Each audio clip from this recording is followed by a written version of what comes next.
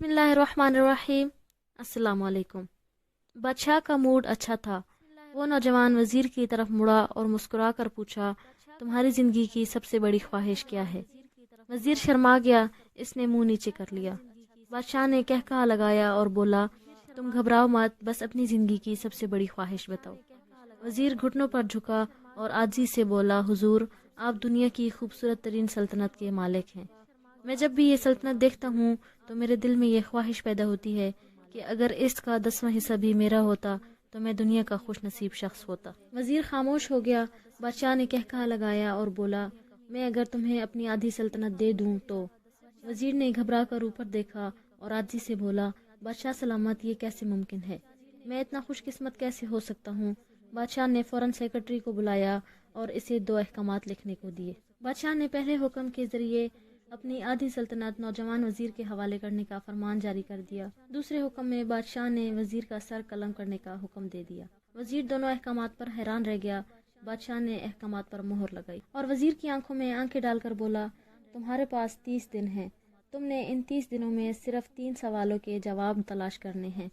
तुम कामयाब हो गए तो मेरा दूसरा हुक्म मनसूख हो जाएगा और तुम्हें आधी सल्तनत मिल जाएगी, और अगर तुम नाकाम हो गए तो मेरा पहला हुक्म खारिज समझा जाएगा और दूसरे हुक्म के मुताबिक तुम्हारा सर उतार दिया जाएगा। वजीर की हैरत परेशानी में बदल गई। बादशाह ने इसके बाद फरमाया, मेरे 3 सवाल लिख लो। वजीर ने लिखना शुरू कर दिया। बादशाह ने कहा, पहला सवाल, इंसान की जिंदगी की सबसे बड़ी सच्चाई क्या है? दूसरा सवाल, इंसान की जिंदगी का सबसे बड़ा धोखा क्या है? तीसरा सवाल, इंसान की जिंदगी की सबसे बड़ी कमजोरी क्या है? बादशाह ने इसके बाद बाआवाज बुलंद फरमाया, तुम्हारा वक्त आज से शुरू होता है। वजीर ने दोनों परवाने उठाए और दरबार से दौड़ लगा दी। इसने इस शाम मुल्क भर के दानिश्वर, अदीब, मुफक्किर और ज़हीन लोग जमा किए और सवाल इनके सामने रख दिए। मुल्क भर के दानिश्वर सारी रात बहस करते रहे, लेकिन वो पहले सवाल पर ही इत्तेफाक राय ना कर सके। वजीर ने दूसरे दिन दानिश्वर बढ़ा दिए, लेकिन नतीजा वही निकला। वो आने वाले दिनों में लोग बढ़ाता रहा, मगर इससे कोई तसल्ली बख्श जवाब ना मिल सका। यहाँ तक कि वो मायूस होकर दारुल हुकूमत से बाहर निकल गया। वो सवाल उठाकर पूरे मुल्क में फिरता रहा, शहर शहर, गांव गांव की खाक छानता रहा। लिबास फट गया, जूते फट गए और पाँव में छाले पड़ गए। यहाँ तक कि शर्त का आखिरी दिन आ गया। अगले दिन इसने दरबार में पेश होना था। बादशाह को यकीन था कि ये इसकी जिंदगी का आखिरी दिन है। कल इसकी गर्दन काट दी जाएगी और जिस्म शहर के मरकजी पुल पर लटका दिया जाएगा। वो मायूसी की हालत में दारुल हुकूमत की कच्ची आबादी में पहुंच गया। आबादी के सिरे पर एक फकीर की झोंपड़ी थी। वो गिरता पड़ता इस झोंपड़ी तक पहुंच गया। फकीर सूखी रोटी पानी में डबो कर खा रहा था, साथ ही दूध का प्याला पड़ा था और फकीर का कुत्ता दूध पी रहा था। फकीर ने वजीर की हालत देखी, कहकहा लगाया और बोला, जनाबे आली, आप सही जगह पहुंचे हैं। आपके 3 सवालों के जवाब मेरे पास हैं। वजीर ने हैरत से इसकी तरफ देखा और पूछा, आपने कैसे अंदाजा लगा लिया कि मैं कौन हूँ और मेरा मसला क्या है? फकीर ने सूखी रोटी के टुकड़े छाबे में रखे, मुस्कुराया और अपना बोरिया उठाकर वजीर से कहा, ये देखिए, आपको बात समझ आ जाएगी। वजीर ने झुक कर देखा तो बोरिये के नीचे शाही खलत बिछी थी। ये वो लिबास था जो बादशाह अपने खास तरीन वजीरों को इनायत करता था। फकीर ने कहा, मैं भी इस सल्तनत का वजीर होता था। मैंने भी एक बार आपकी तरह बादशाह से शर्त लगाने की गलती की थी। नतीजा आप खुद देख लीजिए। फकीर ने इसके बाद सूखी रोटी का टुकड़ा उठाया और दोबारा पानी में डबो कर खाने लगा। वजीर ने दुखी दिल से पूछा, क्या आप भी जवाब तलाश नहीं कर सके थे? फकीर ने कहकहा लगाया और जवाब दिया, मेरा केस आपसे मुख्तलिफ था। मैंने जवाब ढूंढ लिए थे। मैंने बादशाह को जवाब बताए, आधी सल्तनत का परवाना फाड़ा, बादशाह को सलाम किया और इस झोंपड़ी में आकर बैठ गया। मैं और मेरा कुत्ता दोनों मुतमईन जिंदगी गुजार रहे हैं। वजीर की हैरत बढ़ गई, लेकिन ये साबिक वजीर की हिमाकत के तज्जिये का वक्त नहीं था, बल्कि जवाब मालूम करने की घड़ी थी। चुनाचे वजीर एंकर पर्सन बनने के बजाय फरियादी बन गया और इसने फकीर से पूछा, क्या आप मुझे सवालों के जवाब दे सकते हैं? फकीर ने सर हिलाते हुए कहा, मैं पहले 2 सवालों के जवाब मुफ्त दूंगा, लेकिन तीसरे जवाब के लिए तुम्हें कीमत अदा करनी होगी। वजीर के पास शर्त मानने के सिवा कोई और जरिया ना था। इसने फौरन हाँ कर दी। फकीर बोला, दुनिया की सबसे बड़ी सच्चाई मौत है। इंसान कोई भी हो, कुछ भी हो, वो इस सच्चाई से नहीं बच सकता।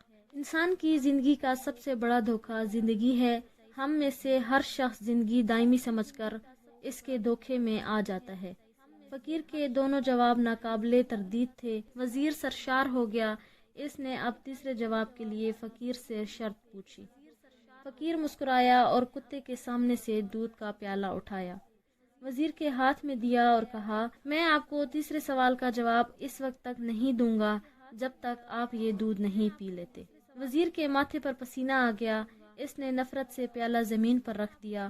وہ کسی قیمت پر کتے کا جھوٹا دودھ نہیں پینا چاہتا تھا۔ فقیر نے کندھے اچکائے اور کہا، ٹھیک ہے، تمہارے پاس اب دو راستے ہیں۔ تم انکار کر دو اور شاہی جلاد کل تمہارا سر اتار دے، یا پھر تم یہ آدھا پاؤ دودھ پی جاؤ اور تمہاری جان بھی بچ جائے اور تم آدھی سلطنت کے مالک بھی بن جاؤ۔ فیصلہ بہرحال تم نے ہی کرنا ہے۔ وزیر پریشان ہو گیا۔ ایک طرف زندگی اور آدھی سلطنت تھی اور دوسری طرف کتے کا جھوٹا دودھ تھا۔ وہ کافی دیر سوچتا رہا، یہاں تک کہ جان اور مال جیت گیا اور عزت نفس ہار گیا۔ وزیر نے پیالہ اٹھا کر ایک ہی سانس میں دودھ پی لیا۔ فقیر نے دوبارہ سے قہقہا لگایا اور بولا، میرے بچے، انسان کی سب سے بڑی کمزوری غرض ہوتی ہے۔ یہ اسے کتے کا جھوٹا دودھ پینے پر بھی مجبور کر دیتی ہے، اور یہ وہ سچ ہے جس نے مجھے سلطنت کا پروانہ پھاڑ کر اس جھونپڑی میں بیٹھنے پر مجبور کر دیا تھا۔ میں جان گیا تھا کہ میں جوں جوں زندگی کے دھوکے میں آؤں گا، میں موت کی سچائی کو فراموش کرتا جاؤں گا، اور میں موت کو جتنا فراموش کرتا رہوں گا، میں اتنا ہی غرض کی دلدل میں دھنستا جاؤں گا، اور مجھے اس دلدل میں سانس لینے کے لیے غرض کا غلیظ دودھ پینا پڑے گا۔ لہٰذا میرا مشورہ ہے، زندگی کی ان تینوں حقیقتوں کو جان لو، تمہاری زندگی اچھی گزرے گی۔ وزیر شرمندگی اور خود ترسی کا تحفہ لے کر فقیر کی جھونپڑی سے نکلا اور محل کی طرف چل پڑا۔ وہ جوں جوں محل کے قریب پہنچ رہا تھا، اس کے احساس شرمندگی میں اضافہ ہو رہا تھا۔ اس کے اندر ذلت کا احساس بڑھ رہا تھا۔ وہ اس احساس کے ساتھ محل کے دروازے پر پہنچا۔ اس کے سینے میں ایک خوفناک درد اٹھا۔